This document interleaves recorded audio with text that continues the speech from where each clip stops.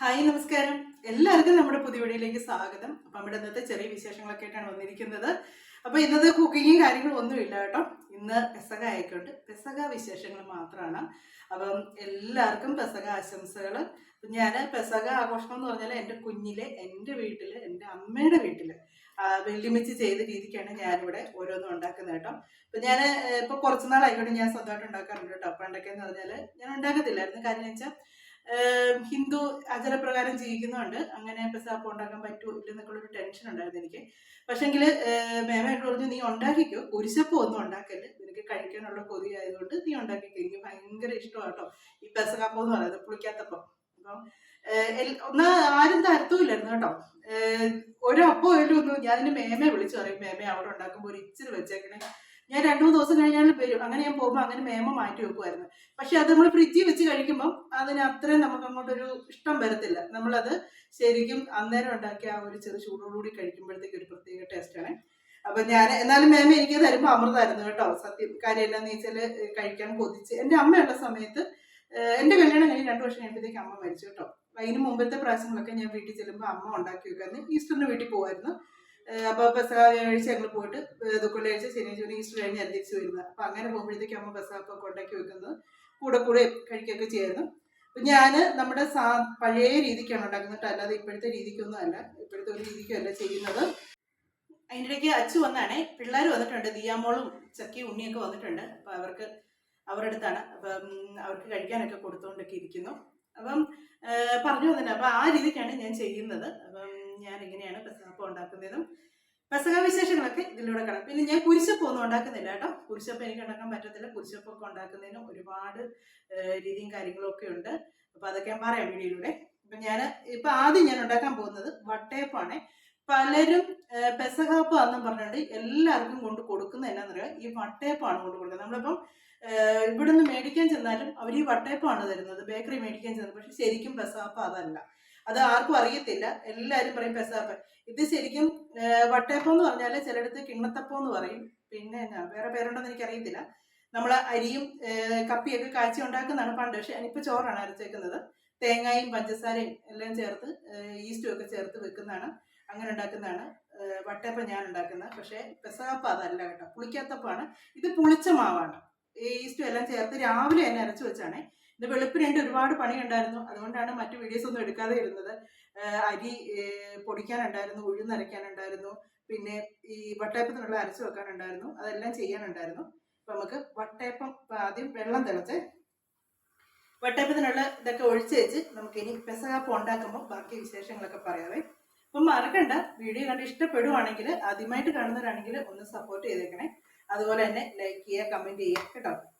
നമ്മുടെ വട്ടയപ്പം ഉണ്ടാക്കുന്ന ഞാൻ ഇങ്ങനത്തെ സ്റ്റീൽ പാത്രത്തിലാണ്. ഈ പാത്രത്തിൽ നല്ലപോലെ എണ്ണ തേച്ച് നല്ല ഇതാക്കിയതിന് ശേഷമാണ് മാവിനകത്ത് ഒഴിക്കുന്നത്. അപ്പം ഇതിനകത്ത് എണ്ണയൊക്കെ തേക്കട്ടെ. കണ്ണം പോയി കൂട്ടിക്കൊണ്ട് വന്നതാണ് ഉണ്ണിയെയും ദിയാമോളെയും ചക്കയും. വന്നിട്ട് കുറച്ചു നേരമായി. ഇപ്പം എല്ലാവർക്കും ഇനി കഴിക്കാനൊക്കെ കൊടുത്തേച്ച് ഇനി എല്ലാവരെയും വീടുകളിലേക്ക് വിടുവാണ്. ദീപാച്ചി വിളിച്ചേച്ച് പറഞ്ഞു, നിന്നെ അങ്ങോട്ട് വിടാനെന്ന് ചക്കീനെ. കേട്ടോടി, ദീപാച്ചി വിളിച്ചേച്ച് പറഞ്ഞു നിന്നെ അങ്ങോട്ട് വിടാനെന്ന്.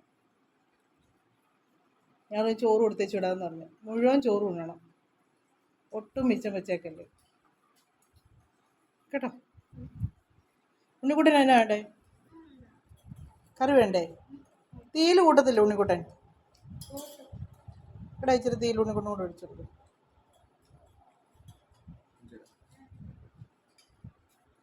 പാത്രത്തിൽ ഞാൻ നല്ലപോലെ എണ്ണ തേച്ചേ, വെളിച്ചെണ്ണ തേച്ചേക്കുന്നത് കേട്ടോ. എണ്ണ തേച്ച് അതിലേക്ക് മാവ് ഒഴിച്ചു കൊടുക്കുകയാണ്. അപ്പം ഞാൻ പറഞ്ഞല്ലോ, അരിയും ചോറും പഞ്ചസാരയും തേങ്ങയും പിന്നെ പഞ്ചസാര അത്രയാണ് അരച്ചെടുത്തേക്കുന്നത്. എന്നിട്ട് അതിലേക്ക് ഞാൻ ഏലക്ക പൊടിച്ചതും കൂടെ ചേർക്കുന്നുണ്ട്. മാവ് പുളിച്ചൊക്കെ കഴിഞ്ഞതിന് ശേഷമാണ് ഏലക്ക പൊടിച്ചതും കൂടെ ചേർത്തേക്കുന്നത്. അപ്പം നമുക്കിതിനകത്ത് ഓരോ പാത്രം വെച്ച് ഉണ്ടാക്കാൻ പറ്റത്തുള്ളേ. അപ്പം അത് വേഗട്ട അവിടെ ഇരുന്നു. നല്ല വെയിലാണ്. വെയിലെന്ന് പറഞ്ഞാൽ മുഖത്തേക്കാണ് വെയിലടിക്കുന്നത്, അതുപോലെ വെയിലാണ്. അപ്പം ഞാൻ നമ്മുടെ പെസഹാപ്പം ഉണ്ടാക്കാൻ പോവാണ് കേട്ടോ. അപ്പം പെസഹാപ്പം ഉണ്ടാക്കുന്ന കൂട്ടത്തിൽ തന്നെ ഇതിൻ്റെ കാര്യങ്ങളൊക്കെ പറയാമെന്ന് പറഞ്ഞിട്ടുണ്ട്. അപ്പം ഞാൻ ഇനി അത് ഉണ്ടാക്കുന്നതിൻ്റെ വീഡിയോസാണ് എടുക്കുന്നത്. അപ്പം നമ്മുടെ വട്ടയപ്പം ആദ്യത്തെ ട്രിപ്പ് വെന്ത് കിട്ടി, രണ്ടാമത്തതിന് എന്നടാ ഒഴിച്ച് വെച്ചേക്കുന്നത്. അപ്പം ഞാനിനി പെസഹാപ്പം ഉണ്ടാക്കാൻ പോവാണേ. ഇത് പെസകാപ്പം എന്ന് പറയുന്നത് ശരിക്കും ഇതാണേ. വീഡിയോയിലൂടെ കിട്ടുന്നുണ്ടോ നോക്കട്ടെ. ഉണ്ട്. അപ്പം ഇതാണ് ശരിക്കും പെസകാപ്പം എന്ന് പറയുന്നത്. ഇത് ഇതിനകത്തോട്ട് ഇത് നമ്മൾ വറുത്ത പൊടിയൊന്നും അല്ല കേട്ടോ. ഇപ്പം രാവിലെ പൊടിച്ച് ഞാൻ ഫ്രിഡ്ജിലോട്ട് വെച്ചേക്കുമായിരുന്നു പൊടി. അരിപ്പൊടി എടുക്കണം, പിന്നെ ഉഴുന്ന്, അരിപ്പൊടി ഉഴുന്നിൻ്റെ ഇതനുസരിച്ചിട്ട് കൊടുക്കാം. ഇത് ഉഴുന്നാണ്, ഉഴുന്ന് മാത്രമായിട്ട് അരച്ചേക്കുന്നതാണേ.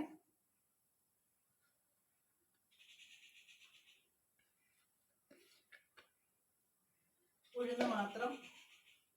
അച്ചു അവിടെ ഉണ്ടോടാ? എടാ ഉപ്പ് പാത്രം ഇങ്ങനെ എടുത്ത് തന്നെ മോനെ അവിടുന്ന്. ഇതേണ്ട ഗ്യാസ് അടുപ്പിൻ്റെ അടുത്തിരിപ്പുണ്ട്. ഇത് തേങ്ങയും ജീരകവും ചുമന്നുള്ളി.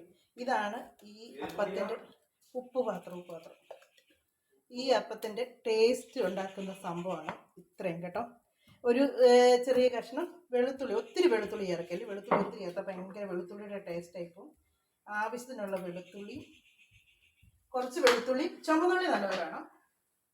ചുമന്നുള്ളിയും തേങ്ങയും ജീരകവും കൂടെ അരച്ചാണ്. ഇതിലേക്ക് ആവശ്യമുള്ള ഉപ്പ് ചേർക്കണം.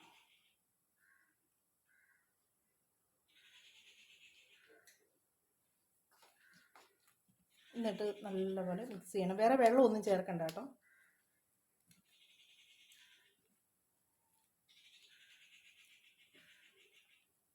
എനിക്ക് ഈ വട്ടപ്പത്തേക്കാളും ഇഷ്ടം ഈ അപ്പം കേട്ടോ. ഇതിൻ്റെ ടേസ്റ്റ് എനിക്ക് ഭയങ്കര ഇഷ്ടമാണ്. ഇത് പെസകാപ്പം ഉണ്ടാക്കുന്നതിന് കുറേ കാര്യങ്ങളുണ്ടെന്ന് ഞാൻ പറഞ്ഞില്ലേ. നമുക്ക് ചുമ്മാ ഉണ്ടാക്കാൻ പറ്റത്തില്ല. ഇതിപ്പം ഞാൻ ചുമ്മാ ഉണ്ടാക്കുന്നതാണ്. പെസകായ്ക്ക് ശരിക്കും അപ്പം ഉണ്ടാക്കുമ്പോൾ, കുരിശപ്പം ഒക്കെ ഉണ്ടാക്കുമ്പം അതിന് വേണ്ട ഒരുപാട് കാര്യങ്ങളുണ്ട്. കാര്യങ്ങളെന്ന് പറഞ്ഞാൽ ആദ്യം തന്നെ 50 ദിവസത്തെ നോയമ്പെടുക്കണം. 50 ദിവസത്തെ നോയമ്പെടുക്കുന്നവർ നല്ല രീതിക്ക് നോയമ്പെടുക്കണം. അല്ലാതെ കണകണ നോയമ്പെടുക്കലൊന്നും നടക്കുകയില്ല. നല്ല രീതിക്ക് നോയമ്പെടുത്ത് കുമ്പസാരിച്ച് കുർബാന സ്വീകരിക്കണം. അതുപോലെ തന്നെ ഈ പെസകാപ്പം ഉണ്ടാക്കുന്നത് വീട്ടിലെ പ്രായമുള്ള ആൾക്കാരാണ് ഉണ്ടാക്കുന്നത്. ഏറ്റവും മുതിർന്ന ആളാണ് പെസകാപ്പം ഉണ്ടാക്കുന്നത്. എല്ലാം ചെയ്തൊക്കെ എടുത്ത് കൊടുക്കാൻ ബാക്കിയുള്ളവർക്ക്. അതുപോലെ തന്നെ എല്ലാം ചെയ്തൊക്കെ എടുത്ത് ഇല വെട്ടിക്കൊണ്ട് കൊടുക്കുക. ഇലയൊക്കെ എന്ന് പറഞ്ഞാൽ വാഴയിലക്കകത്ത് ഇതുണ്ടാക്കുന്നത്. ഇത് ഇലയെന്ന് പറഞ്ഞാൽ ഇല വെയിലത്തിട്ട് വാട്ടിയാണ് എടുക്കുന്നത്. വെയിലത്തിട്ട് ഒരു ശകലവും കൂടെ അരിപ്പൊടി വേണം.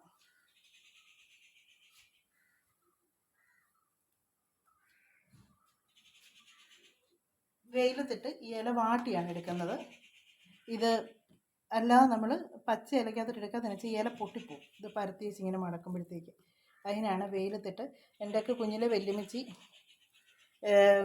രാവിലെ ഇലയൊക്കെ വെട്ടി, ഒത്തിരി വെയിലുള്ളിടത്തൊന്നും അല്ല കേട്ടോ ഇടുന്നത്, ചെറുതായിട്ടൊന്ന് വാടി കിട്ടിയാൽ മതി. ഒത്തിരി വെയിലുള്ളിടത്തൊക്കെ ഇട്ടാണ്ടല്ലോ കരിഞ്ഞു പോകും. ചിലർ ഇതിങ്ങനെ മാവ് കുഴച്ച് പാത്രത്തിൽ വെച്ചുണ്ടാക്കുവേ.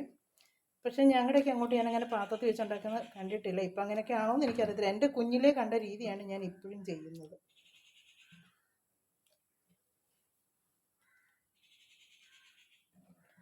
ഇപ്പം നല്ലപോലെ ഒന്ന് ഇളക്കിയെടുക്കട്ടെ ഒന്നും കൂടെ.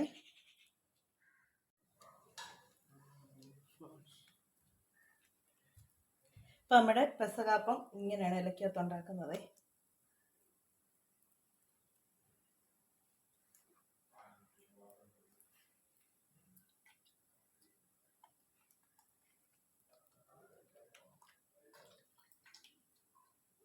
ഒത്തിരി കട്ടിയിലുണ്ടാക്കത്തില്ല, കനം കുറച്ച്.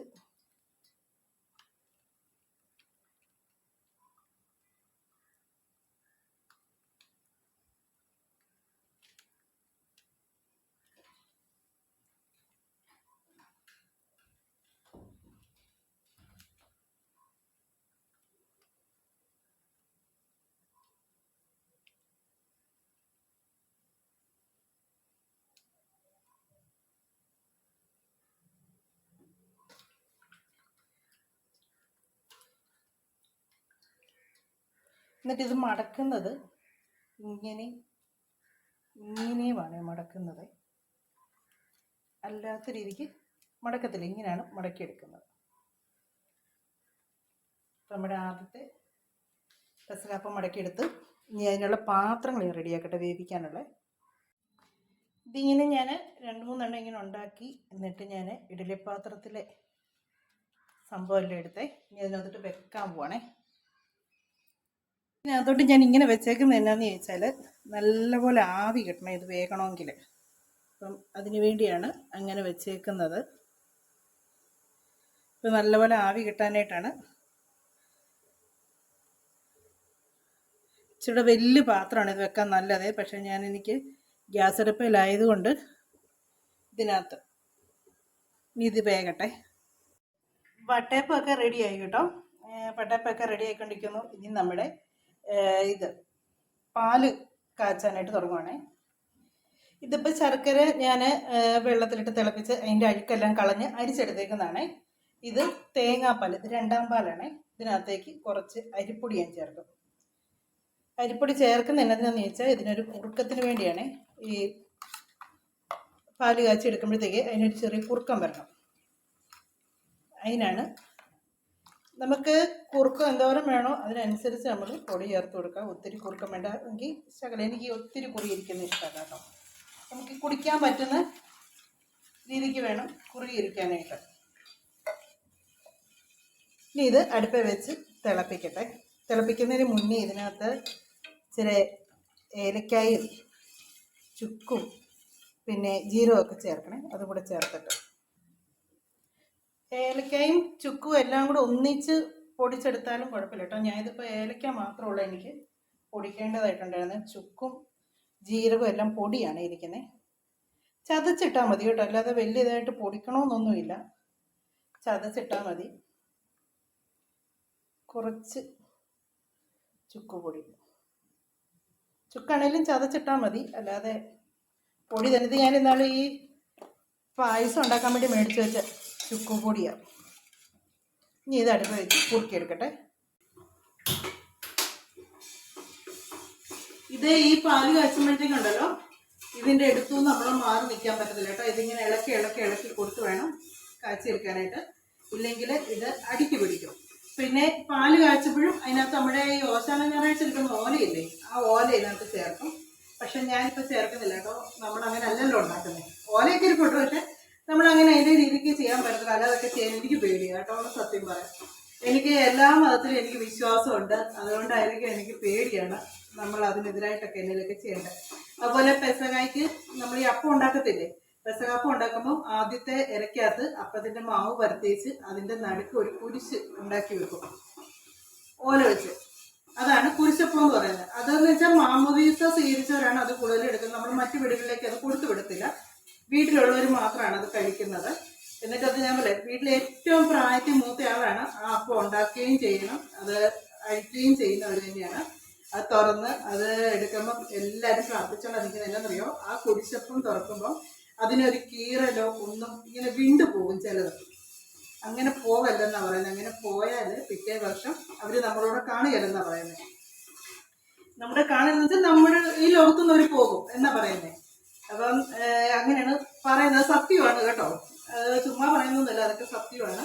അതൊക്കെ നമ്മൾ അതിൻ്റെ രീതി വിശ്വാസത്തോടുകൂടി ഉണ്ടാക്കിയാലേ പറ്റുള്ളൂ കേട്ടോ. അല്ലാതെ ചുമ്മാ കാളമ്പുളൊക്കെ ഉണ്ടാക്കി പൊട്ടിപ്പോയിട്ട് അതൊന്നും ഇതെല്ലാം നമ്മൾ ആ ഒരു നോയമ്പും കാര്യങ്ങളെല്ലാം എടുത്ത് ആ പ്രാർത്ഥനയോടുകൂടി ചെയ്യുമ്പോഴാണ്. അങ്ങനെ എല്ലാം ഒന്നും ഇങ്ങനെ പൊട്ടത്തില്ല കേട്ടോ. ചിലയിടത്ത് നമുക്ക് അറിയാം, പക്ഷേ ഞങ്ങളുടെ വീട്ടിലൊന്നും ഞാൻ അങ്ങനെ കണ്ടിട്ടില്ല. വെല്ലുമിച്ചാണെങ്കിലും അത് എടുക്കുമ്പോഴത്തേക്ക് അത് മുറിഞ്ഞിട്ടൊന്നും ഉണ്ടായിരിക്കത്തില്ല, നല്ല ഇതായിട്ട് തന്നെയാണ് എടുക്കുന്നത്. പിന്നെ അച്ചാച്ചൻ ഞാൻ കുഞ്ഞായിരിക്കുമ്പോഴേ മരിച്ചുപോയി, അമ്മയുടെ. അതുകൊണ്ട് പിന്നെ വെല്ലുമിച്ചാണ് ഇതൊക്കെ ഇങ്ങനെയൊക്കെ ചെയ്യുന്നതൊക്കെ ഞാൻ കണ്ടിട്ടുള്ളത്.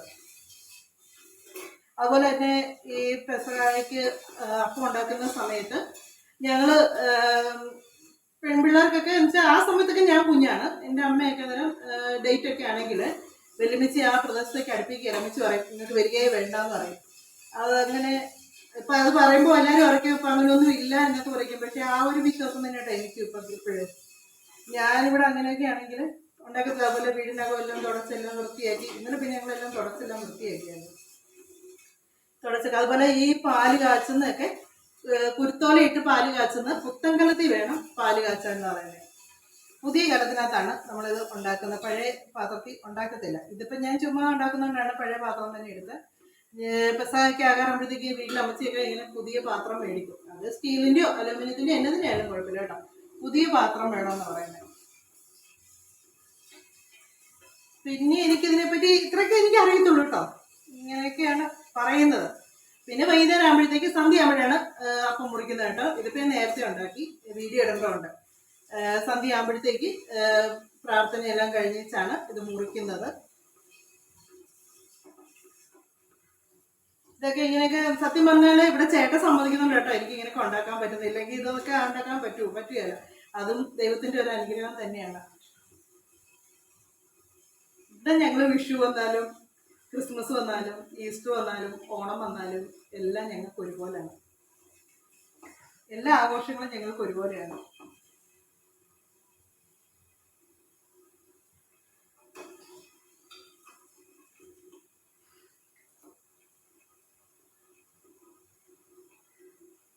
ഇതൊന്ന് തിളക്കട്ടെ. ഇതുണ്ടോ, ഈ ഒരു കുറുക്ക് ഇപ്പം ഇങ്ങനെ ഇത്രയും ലൂസായിട്ട് ഇരിക്കുന്നെങ്കിലും ഇത് തണുത്ത് കഴിയുമ്പോഴത്തേക്ക് കട്ട പിടിക്കുവേ. ഇതിപ്പോൾ ചൂടായിട്ടിരിക്കുന്നുണ്ടോ ഇങ്ങനെ ലൂസായിട്ടിരിക്കുന്നത്. തണുത്ത് കഴിയുമ്പോഴത്തേക്ക് ഭയങ്കര കട്ടയായിപ്പോവും.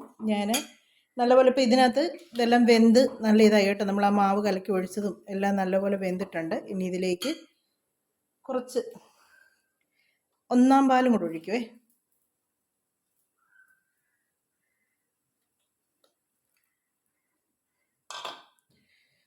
1 പാലും കൂടെ ഒഴിച്ച് വെച്ച് തിളപ്പിക്കത്തില്ല. ഇതങ്ങ് ഓഫ് ചെയ്യും. ആ നല്ല ചൂടായിട്ടിരിക്കുകയില്ല, ചൂട് മതി. ഈ ഒരു കുറുക്കമാണ് ഇവിടെ ഞങ്ങൾ എടുക്കുന്നത് കേട്ടോ. അത് തണുത്ത് കഴിയുമ്പോൾ ചിലപ്പോൾ ഇച്ചിരി അങ്ങ് കുറുകും. അപ്പോൾ നമ്മുടെ പെസഹായ്ക്ക് ഉണ്ടാക്കുന്ന പാലും റെഡിയായി. ഇതിനകത്തോട്ട് പഴമൊക്കെ വേണേൽ നമുക്ക് ചേർക്കാവേ. ഞാൻ പക്ഷെ പഴമൊന്നും ചേർത്തിട്ടില്ല. ഇവിടെ അച്ചുവിന് ഭയങ്കര ഇഷ്ടം കേട്ടോ. ഇതും പെസഹാപ്പവും കൂടെ കഴിക്കുന്നത് ഭയങ്കര ഇഷ്ടമാണ്. പിന്നെ ചിലർക്ക് ഇതിൻ്റെ ടേസ്റ്റ് ഇഷ്ടപ്പെടത്തില്ല കേട്ടോ. ചിലർ ഈ ഉള്ളിയും ഒക്കെ ചേരുന്നുണ്ട് ചിലർക്ക്. ഞങ്ങളൊക്കെ പിന്നെ കുഞ്ഞിലെ പോലെ കഴിച്ചതിനൊക്കെ ഇത് ഭയങ്കര ഇഷ്ടമാണ്. ചിലർക്ക് ഇഷ്ടമല്ല. അപ്പം നമ്മുടെ പെസഹാപ്പം, വട്ടയപ്പം, പാല് കാച്ചിയത് എല്ലാം റെഡിയായി കേട്ടോ. ഇതാണ് ശരിക്കും പെസഹാപ്പം. ഇത് വട്ടയപ്പമാണ്. അറിയാൻ മേലാത്ത ഒരുപാട് പേര് ഇപ്പോഴും പെസഹാപ്പം ഇതാണെന്ന് പറഞ്ഞിട്ടായിരിക്കുന്നത്. ഇത് വട്ടയപ്പമാണ്. ഇതാണ് പെസഹാപ്പം. ഇതിങ്ങനെ ഇതിനകത്ത് എടുത്ത് വെച്ചേക്കണം. ഇത് ഇനി ചെറിയ പീസാക്കി എടുത്ത് ഇതിനകത്ത് മുക്കിയാണ് കഴിക്കും. ഇതിനടുത്ത് ഇതിനകത്ത് മുക്കി കഴിക്കണം. അന്നേരമാണ് നല്ല ടേസ്റ്റ് ആയിട്ടുള്ളത്. ഇനി ബാക്കിയും കൂടെ ഉണ്ടാക്കാനുണ്ട്. അപ്പോൾ അതും കൂടെ ഒക്കെ ഒന്ന് ഉണ്ടാക്കി എല്ലാം എടുത്ത് വെച്ച് എല്ലാവർക്കും കൊടുക്കുകയൊക്കെ ചെയ്യണം.